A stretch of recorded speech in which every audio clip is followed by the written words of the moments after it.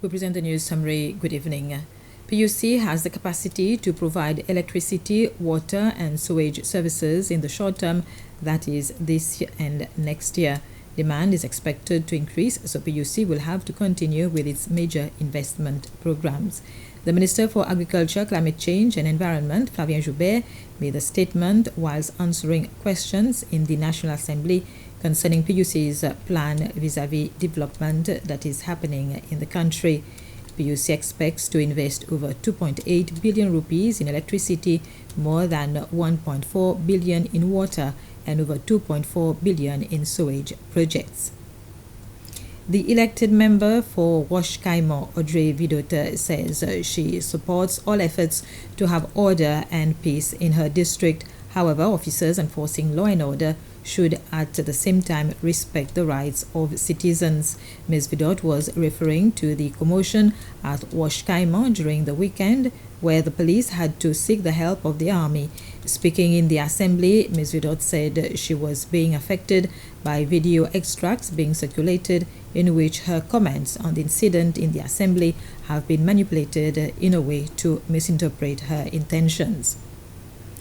The Minister for Internal Affairs, Errol Fonseca, has refused to give details about recent police operations in its fight against crimes, including those related to illegal drug dealings.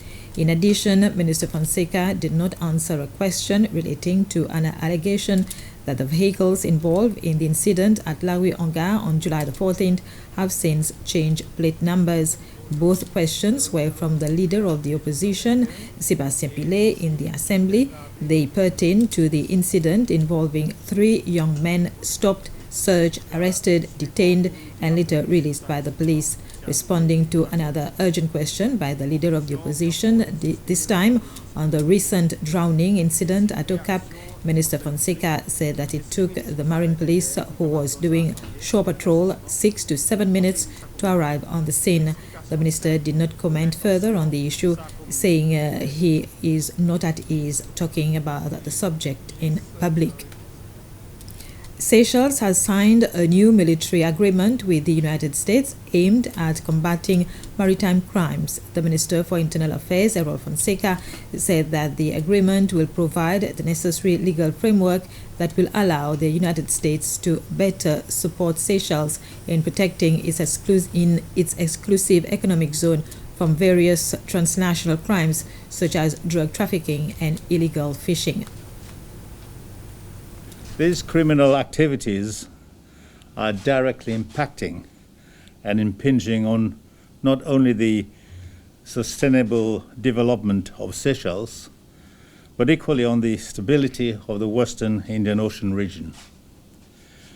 Fully aware of the complex nature that Seychelles faces in detecting, deterring, and suppressing illegal activities at sea, due to our immense maritime space, it is of no surprise that we are meeting here today in Victoria to sign the Maritime Bilateral Agreement concerning counter-illicit transnational maritime activity operations.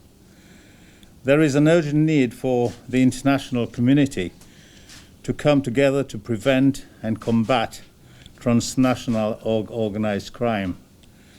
The agreement that we have just signed aims to strengthen the cooperative law enforcement activities between both our nations for the purpose of detecting, identifying, combating, preventing, and interdicting illicit international maritime activities. Inadequate workers, services and products with no value for money and lack of diversification in tourism activities remain the main challenges that the tourism industry is facing.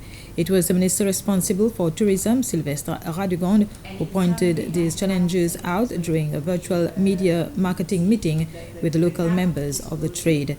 The meeting is held every year and is an opportunity for local partners to be updated on the current state of the various markets and hold discussions on the marketing strategy for the rest of the year. The next thing we're working on, hopefully will be announced or will be able to be implemented soon, is we want to get rid of the disembarkation card. That is annoying. You know, you board a plane in the middle of the night, you're woken up to be to be given a card that you need to fill, tiny little characters on there you need to fill before you land. We're trying now to get this sort of stopped, because with Traversary you have all the information, or the authorities will be able to have all the information that they need. One good thing also we're doing is we're looking at the small enhancement program, and with that the Seychelles Secrets brand, we need to bring that more actively on board, work with the small establishments to bring them up to standard, to a reasonable standard, more than reasonable in my view, so that we can include them in our Seychelles Secrets brand. There's new hope that a veteran military gunboat used to combat pirates could be saved from ending up as scrap. The decommissioned patrol boat Andromache has been sold at auction to a local businessman for 320,000 rupees. Some were serious, some were probably just snooping, but few could resist a pre-sale tour of Andromache. But this morning's auction at the Coast Guard base involved only 2 bidders in the end and lasted just 2 minutes. 300 000 on est bid. 305. 305 000. Yeah. 320 000. The winner was furniture importer Roy Dinan, who's considering several potential new uses for the vessel. Was the options to use a boat like this, there are many options. You can do a restaurant on it, you can do a mobile recording studio, and a lot of stuff you can do with it, a lot.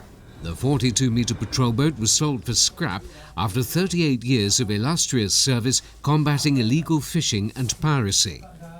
2 fois. 320 000 rupees. 3 fois dernière fois. Lesquels sont monsieur? An acceptable figure for the auctioneer, though disappointing nonetheless. The demand for such a boat is very, very low.